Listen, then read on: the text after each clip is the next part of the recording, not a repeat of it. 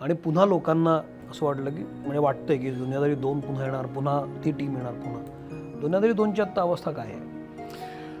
नाही, मी ठरवलं की मी दुनियादारी नाही करणार आता. नाही करणार? नाही करणार. म्हणजे मी दुनियादारीपेक्षा सुंदर चित्रपट बनवला ना, दुनियादारी 2, तरी पण कम्पॅरिझन, अरे नाही रे, ते पहिल्याची मजा नाही. सर, सोशल मीडियावर बोलणं खूप सोपं आहे. हो.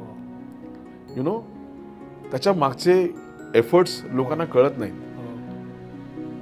ते मला झेपणार नाही. आणि ते दुनियादारी हे प्रोजेक्ट इतक्या वेळा ऑन होऊन ऑफ झालंय, पुन्हा दुनियादारी.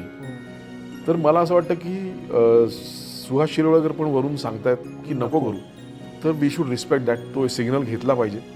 That is one thing. And secondly, मला प्रॉब्लेम काय ना, आधीपासून प्रॉब्लेम आहे मला की Duniyadari is my baby. You know, whatever is done, अच्छा बुरा जो कुछ भी है वो मैंने क्रिएट किया था.